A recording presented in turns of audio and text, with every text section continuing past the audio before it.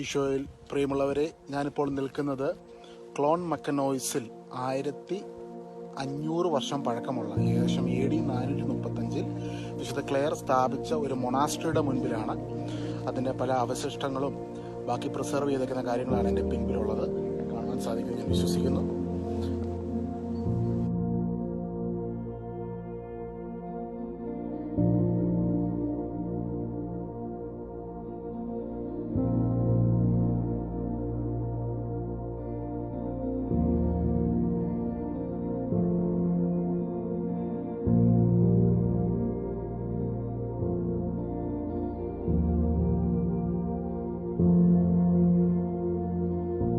ഈശോയിൽ പ്രിയമുള്ളവരെ, ഞാനിപ്പോൾ നിൽക്കുന്നത് 1600ഓളം വർഷം പഴക്കമുള്ള പഴയൊരു ദേവാലയത്തിലാണ്. ആദിമസഭയിൽ, അതായത് AD 4-ാം നൂറ്റാണ്ടിൽ, AD 4th century, AD 400-ലൊക്കെ അയർലൻഡിൽ ഉണ്ടായിരുന്ന ആദിമ ക്രൈസ്തവ, ആ കാലഘട്ടത്തിലെ ക്രൈസ്തവ സമൂഹം ഒത്തുചേർന്ന് പ്രാർത്ഥിച്ചിരുന്ന ഒരു ദേവാലയത്തിലാണ് ഞാനിപ്പോൾ നിൽക്കുന്നത്. എൻ്റെ പുറകിൽ ആ ദേവാലയത്തിൻ്റെ അവശിഷ്ടങ്ങളും അവരതുപോലെ തന്നെ കൂടുതലൊന്നും ഇതിലോട്ട് എക്സ്ട്രാ ഒന്നും ചെയ്തിട്ടില്ല. എങ്ങനെയായിരുന്നു അന്ന് കടന്നത് അതുപോലെ തന്നെ ഇന്ന് പ്രിസർവ് ചെയ്തേക്കുവാണ്.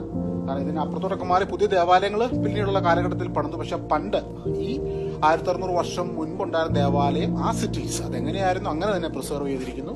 ഇവിടെയൊക്കെ അനേക ദൈവമക്കള് ഈശോനെ ആരാധിച്ച സ്ഥലമാണ്. ഇവിടെ ഒരു കുരിശ്, പഴയ ഒരു കുരിശ് ഉണ്ട്. ഇതിനെ സെയിന്റ് ബ്രിജിറ്റ് ക്രോസ് എന്നാണ് അയർലൻഡിൽ പറയുന്നത്.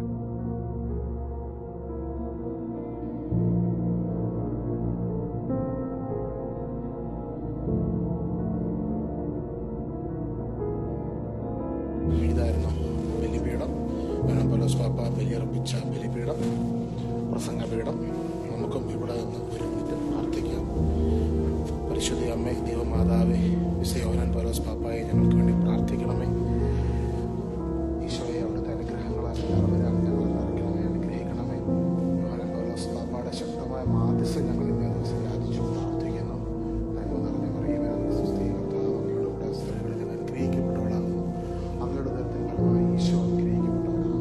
പരിശുദ്ധ മറിയമേ, തമ്പുരാന്റെ അമ്മേ, പാപികളായ ഞങ്ങൾക്ക് വേണ്ടി